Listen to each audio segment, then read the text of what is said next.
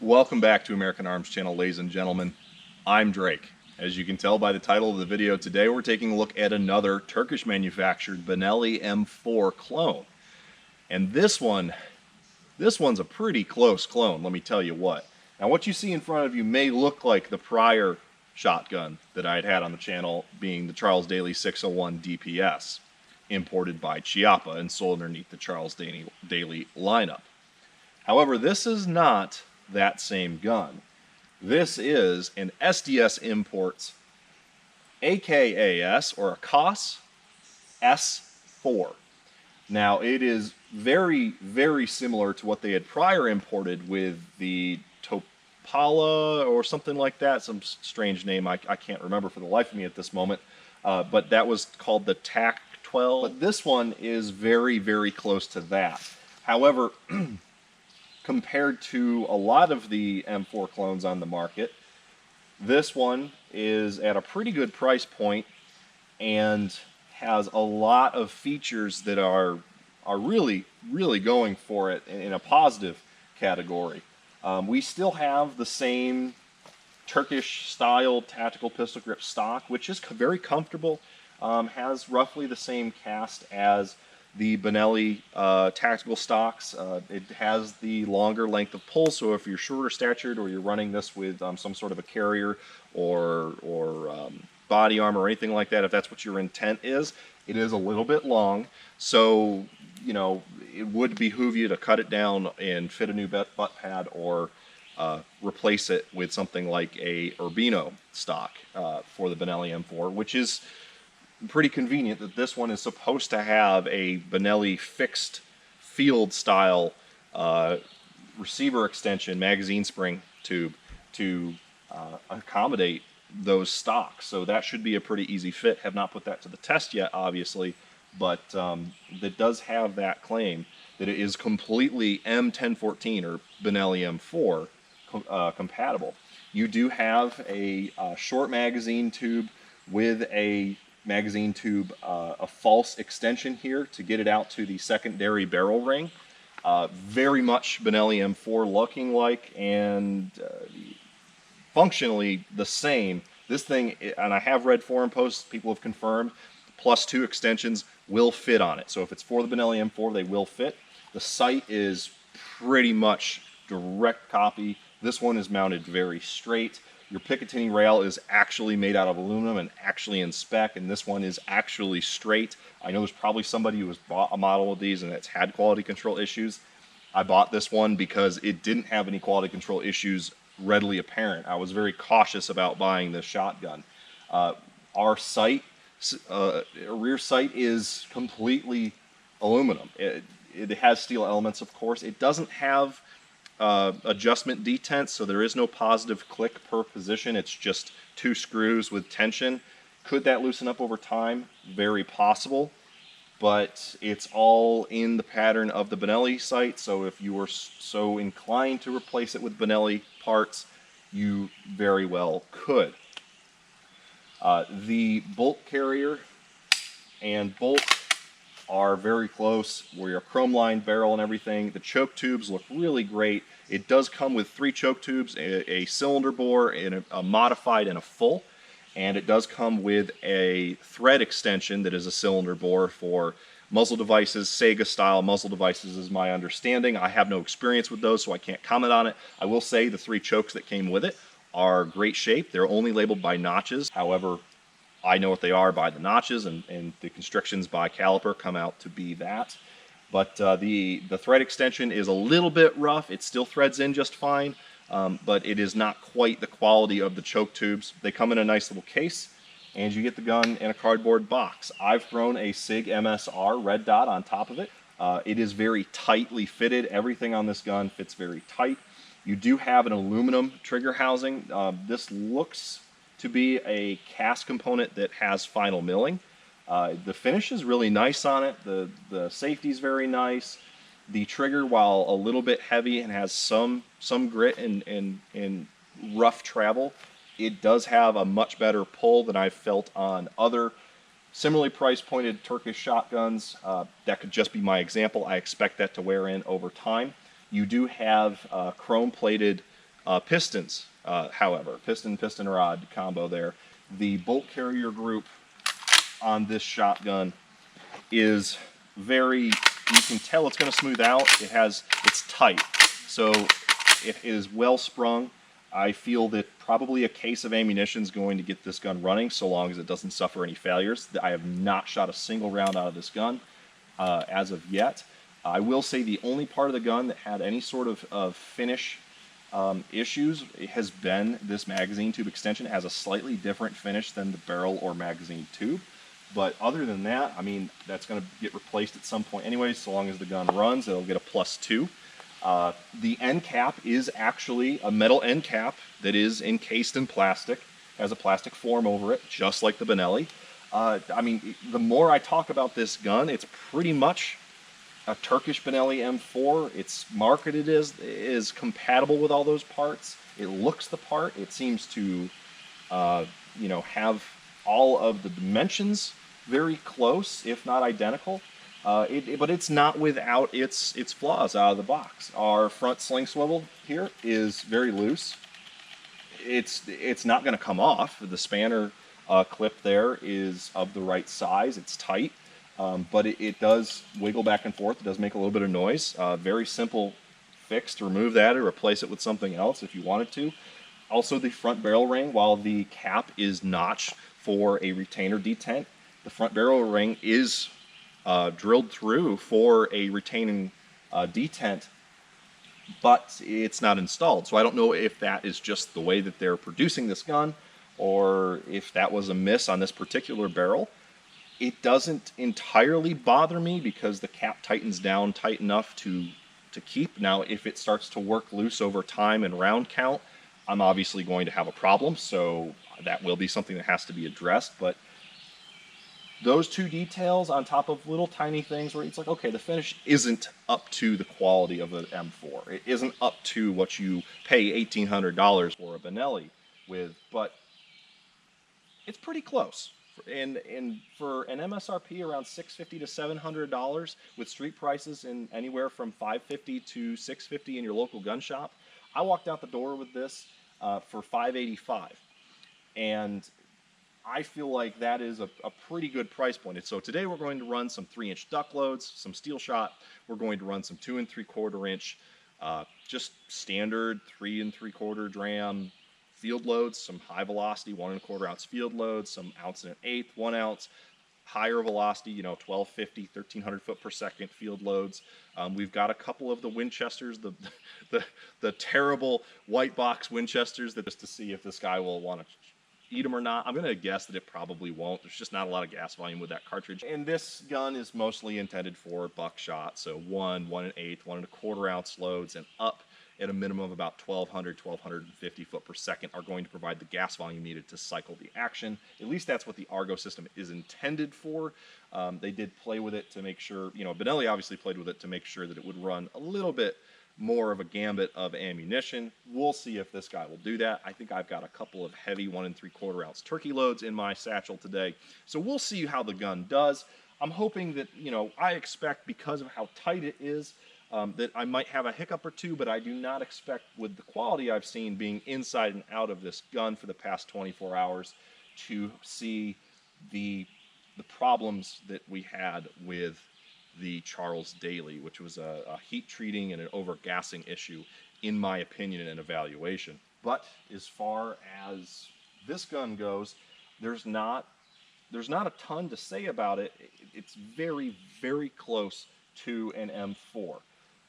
This one's very, very close, but initial impressions and tear down and look through, all great.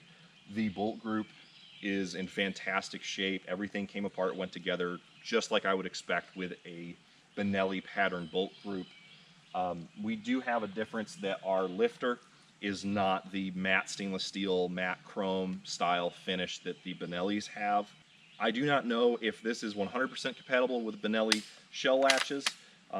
It looks to be in the right position, but I know with some of these clones, quote unquote, they have a little bit of variance and design changes. However, regardless, this gun feels absolutely solid. I really like that this gun has muted muted labeling. You've got labeling on the barrel on the left-hand side for 12 gauge 3-inch TR AK-SA arms. We've got SDS Knoxville, Tennessee, Turkey AKSA arms. On that side of the receiver, we have a serial number. Got your number in the lineup of which one this was produced as. You have S4 12 gauge 3-inch, but you really can't see it. The real Benelli has a little M4 engraving right here on the receiver, and Accokeek, Maryland, etc. But from 10 feet away, if you replace this stock, this looks the part. So if you're looking for a fun gun that looks the part, this one might be for you. We'll see how it performs on the range today. As of the filming of the intro of this video, I've not fired a single shot out of it. Yeah, I think this is going to be a ticket, but we'll find out. I am going to be hopeful, but I will not be, I don't think I'll be surprised if it isn't 100%, but you can kind of hear that pessimism in me. It's, you know, you get a bad experience, and well, you get a bad experience, it's going to kind of sour the grapes for the whole lot instead of just the clutch that you grabbed, right? So, other than the few little tiny quality control issues, in my opinion, I think that this shotgun is pretty well squared away. It looks good. The barrel finish is kind of like this heavy matte blue, not quite a Parkerization, heavy matte anodizing on the receiver. It's very functional, and I think that's what they were going for. So for $585 out of the door, for me, I couldn't say no to it. I'm excited but apprehensive. How about that? I'm excited but apprehensive. Let's get to the range, see how she does.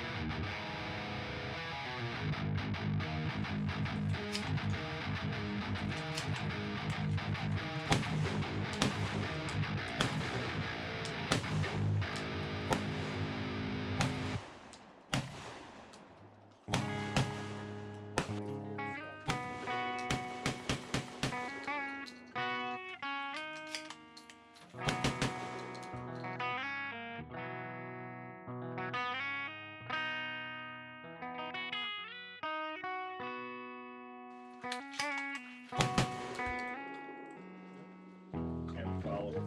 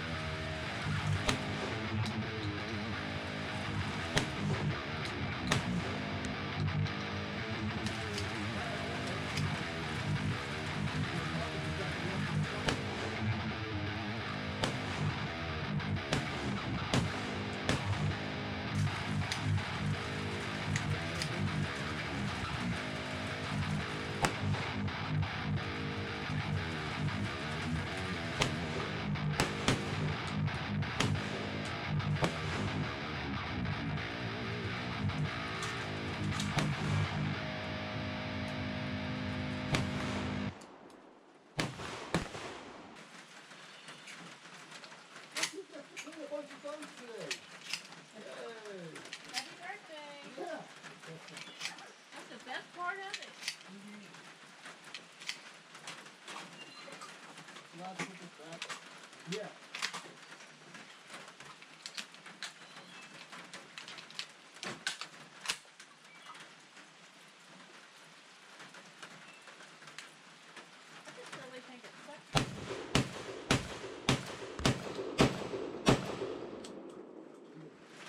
Well guys, I'm actually fairly impressed right now. We've had just a couple failures to feed and they were on low brass, low power ammunition. One of them felt kind of almost like a pud load, like it barely went down range because it was an old shell. I just found the bottom of a range bag and threw it in the plastic ammo carrier box. So I'm very happy thus far. We are clear of the 100 round mark. I will at the end of the video annotate how many shells we go through in this range session, but I am going to, my camera's dying so I don't know that I'll get it on video, but I am going to put some slugs on paper and see what kind of accuracy we can get at about 50 yards. It has ate everything today that I've expected it to.